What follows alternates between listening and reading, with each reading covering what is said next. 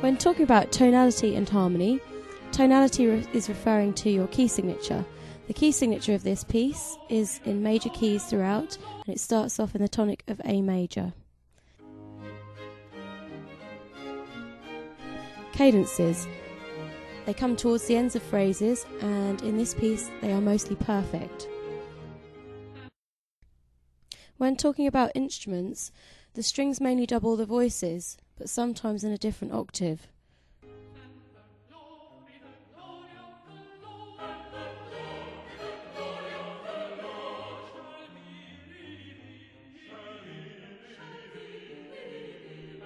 Some short sections are accompanied by continuo only. Continuo refers to cello, bass and keyboard.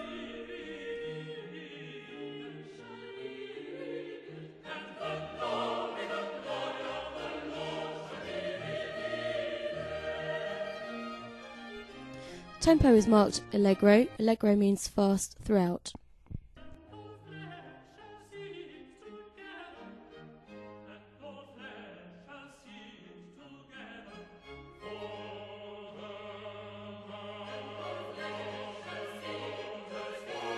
The key starts off in A major, modulates twice to E major and once to B major, and it actually ends in E major.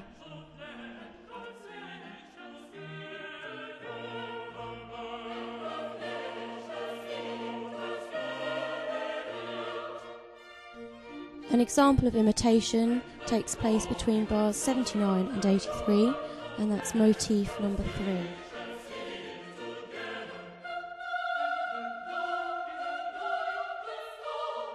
The texture of the piece is homophonic, although there are a few bars of polyphonic texture between bars 91 and 107.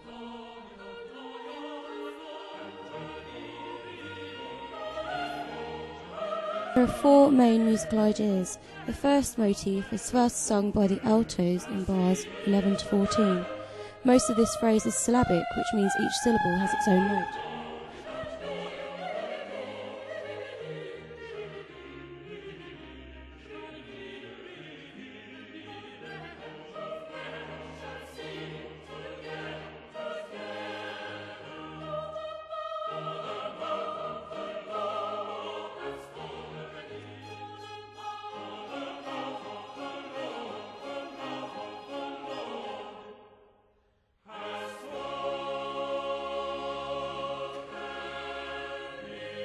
The very last cadence of the entire piece is a plagal cadence, chord 4 to chord 1, and it sounds quite churchy.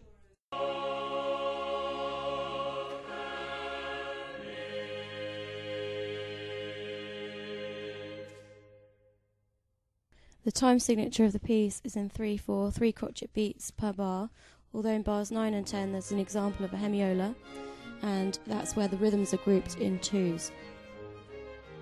The first motif is first sung by the altos in bars 11 to 14.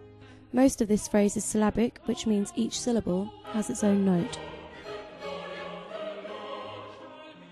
The second motif is introduced by the tenors in bars 17 to 20. The words "be revealed" are spread over a descending sequence, which means the same motif but at a lower pitch. The syllables of the word "revealed" are spread over lots of notes, and this is called melismatic, which is actually the opposite of syllabic.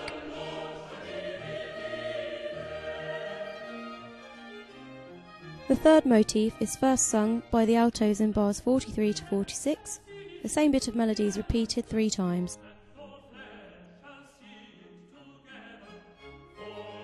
The final motif is introduced by the tenors and basses in bars 51 to 57. It's the only motif that's introduced by 2 parts. They sing in unison for the first 5 bars, but then in harmony for the last 2. Most of the motif is on the same note, an A, and this is a pedal point or pedal note, which means it's held on. The notes are quite long, minims and dotted minims, and it sounds quite serious and important. Once the motifs have been introduced, the parts imitate each other. For example, in bars 79 to 83, the altos and tenors begin a phrase, then the sopranos and basses start the same phrase but at a different pitch 1 bar later. The parts overlap and they're singing in canon.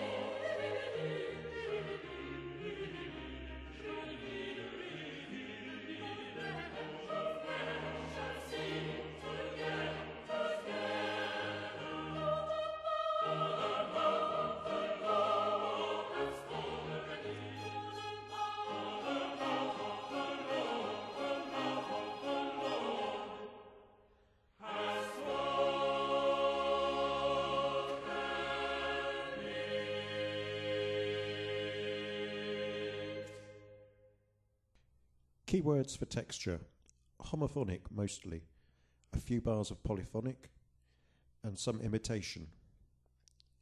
Keywords for rhythm: fast throughout, 3/4 tempo, hemiolas used at ends of phrases. Keywords for dynamics: same throughout, texture determines the loudness. Keywords for instruments and timbre: voices are soprano, alto, tenor and bass, accompanied by strings. Keywords for melody: there are 4 main themes. The first one is the altos and the glory. The second theme is the tenors singing Be Revealed, which has descending sequences. The third theme has the alto repeating 3 times and all flesh. And the fourth theme is for the mouth of the Lord, sung by tenors and basses in unison and then later in harmony, and it has a pedal note of A. For harmony and tonality, it is in A major, but ends in E major. It modulates twice to E major and once to B major. Most of the cadences used are perfect. The very last cadence is a plagal cadence, chord 4 to chord 1.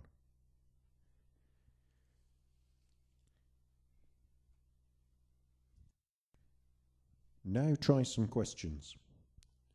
How is the joyful mood or affection of this chorus achieved by Handel?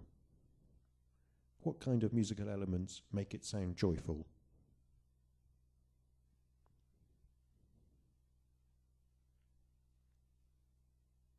Number 2. Name 3 different types of musical texture that feature in this chorus.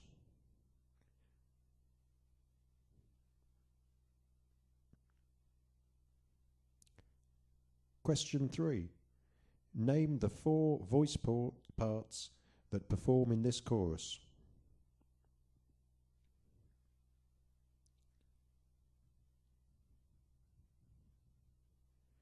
Number 4. Name 4 of the instruments that accompany the singers.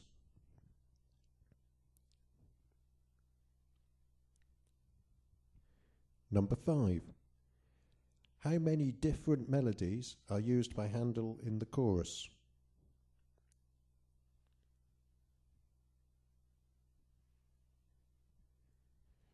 Number 6. Identify 2 ways in which the last 3 bars of the extract, hath spoken it, is given a dramatic setting.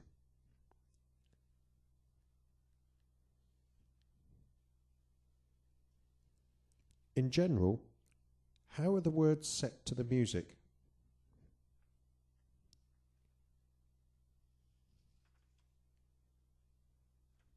And lastly, how is the word revealed treated throughout the piece?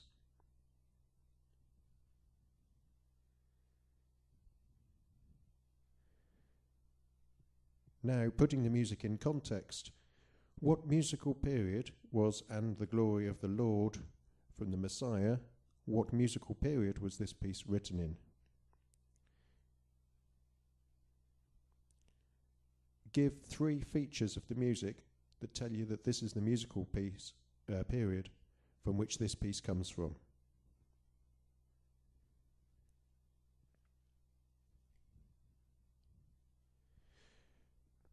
For essay practice, think about the following.